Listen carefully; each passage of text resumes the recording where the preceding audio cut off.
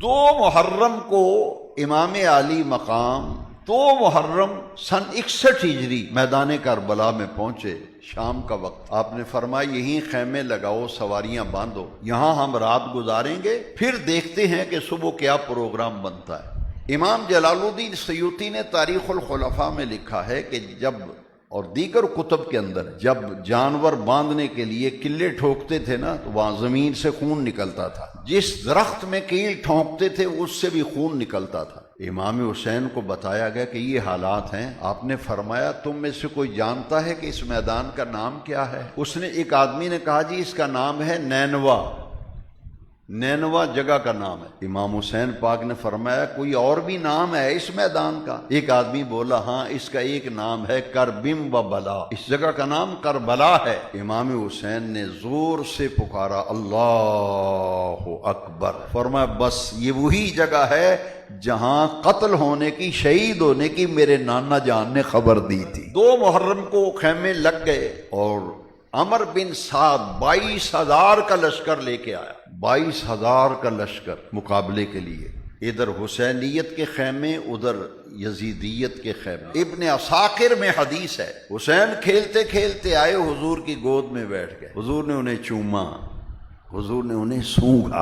امام حسین کو جب بھی چومتے تھے حضور گردن سے چومتے تھے، امام حسن مجتبیٰ کو جب بھی چومتے تھے تو پیٹ سے چومتے تھے۔ ان کو زہر دے کر شہید کیا گیا امام حسن مجتبیٰ، اور امام علی مرتبت شاہ سوار کربلا کو خنجر سے شہید۔ ادھر گلا چوم رہے ہیں حسین کا، ابھی بھی لوگوں کو سمجھ نہ آئے تو پھر ہم کیا کر سکتے ہیں؟ ادھر گلا چوما جا رہا ہے اور حسن پاک کا پیٹ چوما جا رہا ہے، زہر دے کر شہید کیا جائے۔ سونگا حضور نے، اور اچانک ام سلمہ آ گئیں، ام المومنین، کمرے میں داخل ہوئی تو دیکھا حضور آپ دیدہ ہیں، آنسو گر رہے ہیں۔ عرض کی آقا ابھی تو میں آئی تھی، بڑے خوش تھے آپ، حسین کو چوم رہے تھے، سونگ رہے تھے، حشاش بشاش تھے، میں دیکھ رہی ہوں کہ آپ بڑے غم میں ہیں، بڑے صدمے میں ہیں، آپ دیدہ ہیں، اشک بار ہیں، حضور خیر ہے؟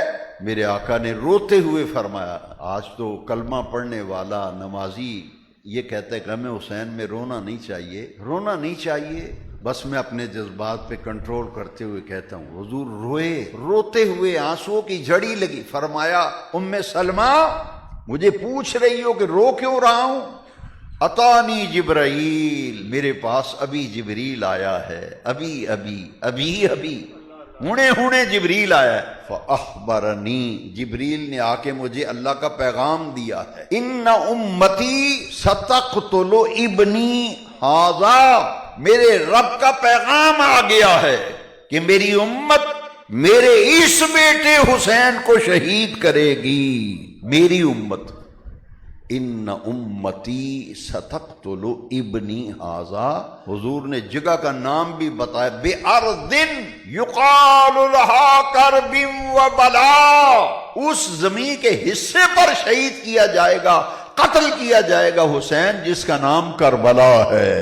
حضور نے شہادت کی خبر دی، لیکن حضور نے یہ نہیں کہا کہ اللہ میرا حسین قتل ہونے سے بچ جائے، نہیں۔ کیوں؟ حضور جانتے تھے کہ وہ قربانی جس کی ابتدا منام ابراہیم نے کی تھی، اس قربانی کی انتہا میدان کربلا میں میرا نواسہ حسین کرے گا۔ اقبال نے اسی طرف اشارہ کیا ہے، نہایت سادہ و رنگی ہے داستان حرم، نہایت اس کی حسین ابتدا ہے اسماعیل۔ وہاں دمبا ذبح کیا گیا، یہاں کنبا ذبح کیا گیا۔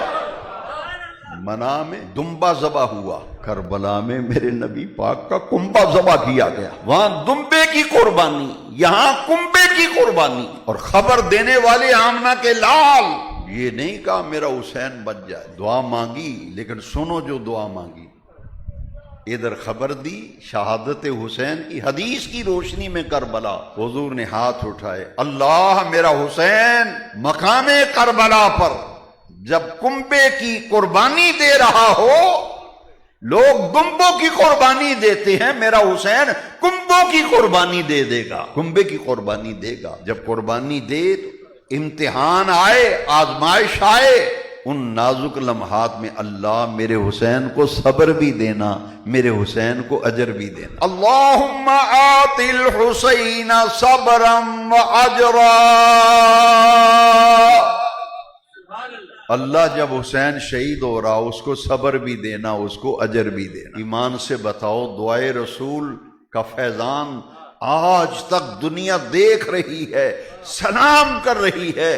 کربلا میں میرے رسول اللہ کے گھرانے نے، اہل بیت نے، آل رسول نے قربانیاں دیکھتے وقت جو صبر کیا، کائنات میں ایسا صبر نہ کوئی کر سکا ہے، نہ قیامت تک کوئی کر سکے گا۔ امام الصابرین، 18 سال کے علی اصغر قربان ہوئے، 6 ماہ کا علی اصغر قربان ہوا، قاسم کی جوانی لوٹی، لیکن حسین نے ایسا صبر کیا۔ پیچھے دعائے رسول ہے، اللہ میرے حسین کو صبر بھی دینا، اجر بھی دینا۔ اجر دیکھنا ہے نا، اجر دیکھنا ہے۔ پوری کائنات میں محرم کی 10 تاریخ کو عقیدت و احترام سے حسین کو سلام نیاز پیش کیا جاتا۔ یہ جنت کے جوانوں کے سردار۔